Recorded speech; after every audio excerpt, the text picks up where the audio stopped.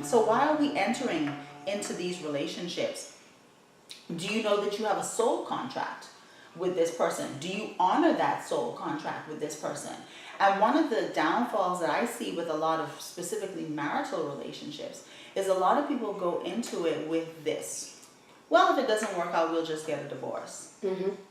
Yeah, they write an out before it even begins. But also they write an out before it begins. But are you also failing it before it even has a chance to? Well, that's my whole point. Yeah. If you write yourself an out, then you just concede to the fact that, well, you know, like you said, I'll just defer to this, and it's not a big deal. I don't think very many people go in consciously thinking, I'll defer to this, although I think they hold that subconsciously as a possibility. And it goes back to what you have already mentioned. You know, you talk about soul contracts, but again, we have to go back to self-awareness. The Greeks used to have on the door of the Oracle of Delphi, know thyself. That's your first responsibility.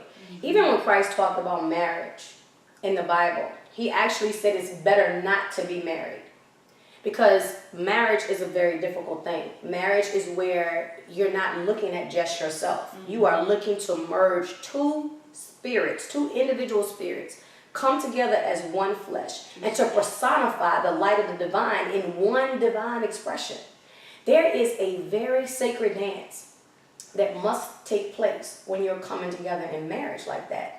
And what is happening, instead of us coming together as a team and understanding that although we are two individual people and we must honor our individual soul contracts, that we also must honor the oneness of the new goal. Right? Which doesn't mean that you abandon yourself, but that there should be a complementary alignment. There should be a resonant agreement that is taking place in order to emanate the highest light in a one singular fashion, the light of the divine. You are that divine expression of unity, the highest expression of the sacred feminine and the divine masculine, made in perfection. That is the ultimate image of God. That is the ultimate image, because spirit has no gender.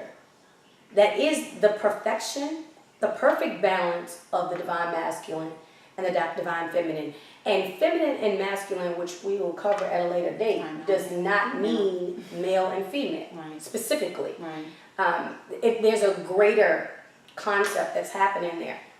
But we do have to take responsibility for self first. If we're jumping into these relationships and we're not considering who we are first, then what we're getting is a lot of random results in how we interconnect. And, well, why is this happening? Well, he said this to me. Well, he's not paying attention to me. He won't take me out. She doesn't, understand me. All she does is nag. There are a lot of things that's going on. So you mentioned at the very beginning of this segment, drama. The way that I view the dramas, drama is not necessarily a bad thing per se. I look at this as the same way I do as negative and positive, as appropriation. We don't want to act on the dramas personally for ourselves, but when a drama has been brought into our experience, how we responsibly react, or what I like to separate this, so let me go back and rephrase that. We can either react, which is without conscious thought, without conscious connection, or we can respond, which is with conscious connection and with conscious thought. So how do we engage that? If you're already in a relationship, your job is going to be harder, because you now have to not only work on yourself, if you haven't already done this, if you haven't done this on the front end, now you have to work on yourself and work in congruency with that relationship simultaneously. Christ said that it's better not to marry, but if basically, your emotions get the best of you and your flesh is becoming very present and you want to make that connection, then it is better to marry. To not basically break laws and to create greater dynamics. What's happening in our expression today in our current society, and you can speak to this, is the sexuality is very loose. There's no understanding that when you actually come together sexually, whether you are saying you're married or not, you are marrying that person through sacred contract, because there's sex is synergistic energy exchange. You are And women have their yoni is a gateway. Yeah. Okay, so when you allow a Receptor. to come into that gateway and lock energies, Yeah. there is a energetic download that is happening. There is a transparent relationship that you've agreed to have. Now you have your karmic field, that is the karmic data that is in your auric field, has now overlaid into the person that you've agreed to. So now everybody that you have had in a relationship with sexually, you're now carrying their karmic charge. So when I think that's why it's called intercourse too. Mm-hmm. People don't understand that. You're actually entering into, it's an intercoursing that is happening. And so, this revelation came to me many, many years ago, but people got to figure this one out for themselves because, they're pretty much going based on the feeling and everything feels good. So you get all caught up in it. And like you said, we don't think about what it is that we're doing. It just feels good or going with the flesh at the moment. But I like what you said. I want to go back to what you said about not knowing yourself and not understanding yourself. And I wasn't sure if this was going to come up today, but I want us to touch on this now.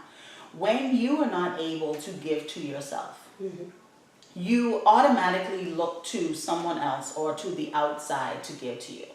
And so here and then we have this dynamic in relationships where people say, I need you, or you complete me. And isn't that so romantic? No, I'm joking. Not at all. And the whole thing with the I need you, I have an issue with that. And I like to say in my relationships, I don't need you. I want you, which to me has more value. Absolutely. I'm making a decision. I'm making a very conscious choice that I want to cohabitate with you. I want to connect with you. I want to be in this relationship with you. Because the whole thing of I need you is a lie anyway. Because if the person walks out the door, you're going to continue to function unless you decide that you're going to give up on life in that moment. And a lot of people do. Let's not ignore that fact. A lot of people do. But again, that's a choice. But it goes back to not really knowing yourself, not valuing yourself. But you don't value yourself because you don't understand that you're a sacred being. Right. You don't really grasp just how beautiful and profound and how magnificent you are and what your journey here is about. The reason we make so many of the bad decisions that we make, or I'm going to say lesser choices that we make that don't serve our higher goals, is because we are literally in a state of amnesia to what our true identity is. Well, there's no self-worth. You don't value the worth, like you said, of who you are. So therefore you deem yourself unworthy. And one of the unfortunate things with a lot of relationships of intimacy, women specifically, attach themselves to these relationships that they know is not valuable. It's really not giving anything to them. There's a lot of taking. They're giving a lot, but it's because they feel like they really don't feel like they deserve this person. They really don't feel like they deserve to be in this relationship. So they're willing to put up and shut up, and be in all this pain and misery and feel like they need this relationship to the point where if this relationship ends, then they decide that they no longer want to live or they no longer, can live. I personally know of a situation right now, and, it tears my heart up that, this young lady is in this relationship with this person who does not value them, calls them everything but a child of God, demeans them, demoralizes them, disrespects them. And for some reason, they feel like they need this connection. And, we see a lot of it. And a lot of young girls are, getting themselves in these situations that, is really painful to watch from the outside. Absolutely. But on the flip side of that, Nye, one of the things that I have come to understand and appreciate with regards to our journey and our pathway is if we have contracted to be in this particular relationship at this particular time for a specific reason with regards to the evolution of our soul, then do we say that, well, like we say with other things, all things do happen for a reason, and this particular relationship is serving a purpose and is for a particular reason? Well, absolutely. It's going to serve a higher purpose regardless, because there is no failure in the divine plan. Right. But as we have discussed, there are much smoother roads that we can travel in order to facilitate that truth. So whether you want to, go through remedial classes and, repeat the grade a few times before you graduate, that's up to you. Yeah. And so it's, do you want to focus on co-creation? Do you want to dance with what is available, which puts you in classes that are for the gifted and that are above average for the general course? Do you want to not pay attention? Do you want to disengage and thus lose a lot of the curriculum that's being provided for you to kind of interact with and train under? And so you end up in a remedial class or end up failing that class and repeating that class. So the choice is yours. You will graduate eventually, but if you want to graduate at 15 or whether you want to graduate at 110, that is up to you. So hence, is this why the repeating of the cycles? Because you didn't get it. So you need to repeat it in order to move on. So I love the way you brought that right back to where we started, the repeating of the cycles. And so even like with baggages that you're carrying around, it's like you said, we have choices in everything. So you're going to continue to carry this thing that is heavy, that is no longer serving you, that is really not going to help you to get to the next class. It's going to slow you down from getting to the next destination where you have to be, or are you going to continue to carry it? And so then in that, I want to ask the question, is it possible to leave the past behind? Because, there's this saying, I'm a firm believer in forgiveness. Forgiveness is so important, and a lot of people feel like when they forgive, it's something that they're doing for the other person. When you forgive, it's not something you're doing for the other person. It's for yourself. Strictly for yourself that you're forgiving. But a lot of people will say, I forgive, but I don't forget. So are you really forgiving? Are you really leaving the past behind? Because like we talked about last week, it's the intention behind what you're saying. So what I believe a lot of people their meaning and their intention when they say that is, I'm going to forgive you, but I don't want you to think I'm going to forget it. And next time something happens, I'm going to remember this same thing. So is that true forgiveness? Is that true moving on?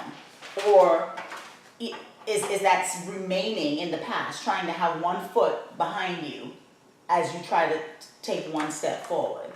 Well, two things. I'm going to answer that first, but then I also want to go back to the carrying of the past, and are we able to let things go? Mm-hmm. So the first thing is forgiving and forgetting.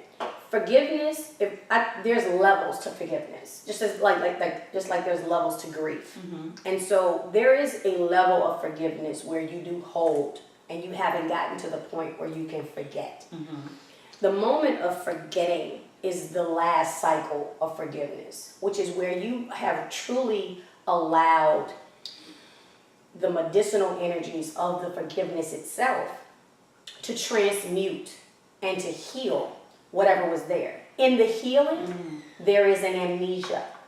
And the reason that the amnesia happens, meaning there's no reason to hold that memory, is because when you truly forgive, it means you've moved into a place of trust.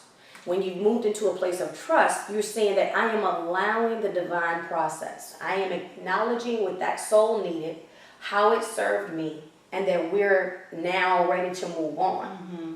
Whether or not you actually, participate with this person actively or directly in your life right now is irrelevant. It's just the way that you kind of engage that energy. Right. You have to allow an alchemical process. There's an alchemy that happens in forgiveness. So the last cycle of forgiveness does create what is seemingly amnesia.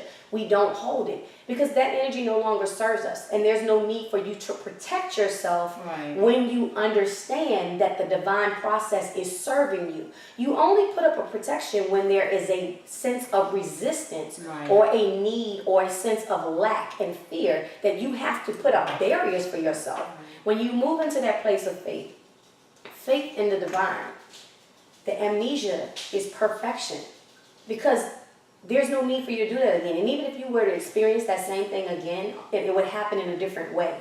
It would happen at a different level. You know how we complete a class and we may build on the class that we just had? You know, you move up to a higher level of math and it seems to be repeating some of that, but then it's expressing itself at a higher level.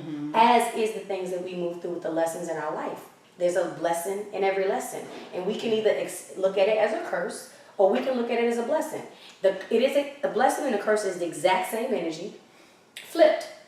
If you don't understand, it becomes your burden. That's right.